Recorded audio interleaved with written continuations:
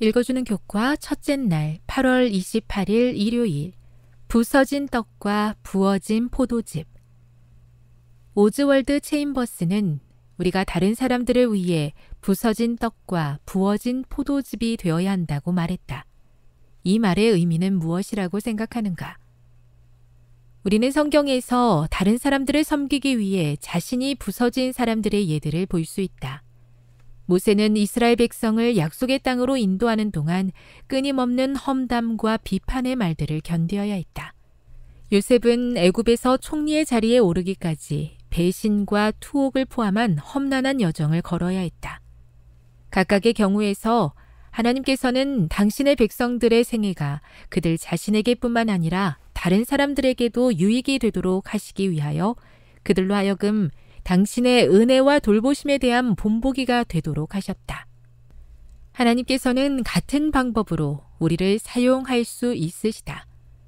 그와 같은 상황에서는 분노를 느끼거나 상처를 받기가 쉽다.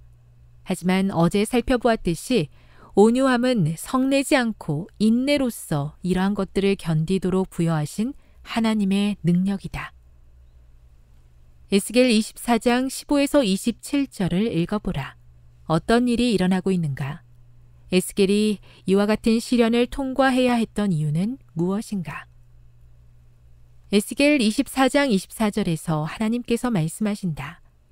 이같이 에스겔이 너희에게 표징이 되리니 그가 행한 대로 너희가 다 행할지라. 이 일이 이루어지면 내가 주 여호와인 줄을 너희가 알리라 하라 하셨느니라.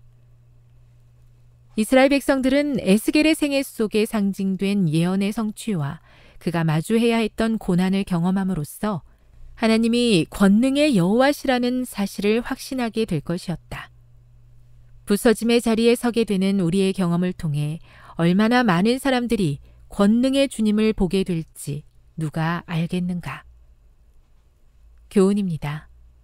성경에 나오는 많은 하나님의 종들은 자신의 부서지는 경험을 통해 하나님의 권능을 나타내었다. 우리도 다른 사람을 위해 부서지기를 두려워하지 말아야 한다. 묵상. 아내를 잃고도 슬퍼하지 말아야 했던 에스겔의 경험을 다시 한번 묵상해 보십시오. 어떤 교훈을 얻을 수 있습니까?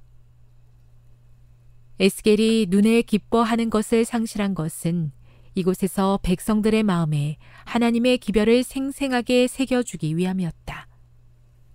에스겔의 경험은 하나님을 섬기는 일에 종사하는 것이 고통과 재난에서 면제되는 것을 의미하지 않는다는 교훈을 강력하게 인식시킨다. 때때로 하나님의 사자들은 그리스도인의 활동에 적극적으로 종사하지 않는 자들보다 더 맹렬하게 공격을 받는 것처럼 보인다. 그러나 원수가 괴롭힐 때 하나님은 살아남는 자들을 정결케 하는 일에 그 무거운 슬픔을 유익한 것으로 전환시키기를 기뻐한다. 재림교회 성경주석 8권 259, 260. 적용. 부서지는 경험을 해본 적이 있습니까? 그 경험을 통해 어떤 교훈을 얻었으며 그 경험이 다른 사람들을 돕기 위해 하나님으로부터 어떻게 쓰임 받을 수 있을까요?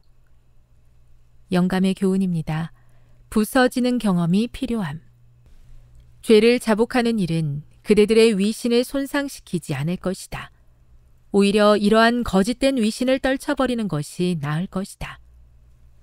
거룩하신 바위이신 주님께 떨어져 부서질 때 그리스도께서는 그대들에게 참되고 신령한 위신을 주실 것이다.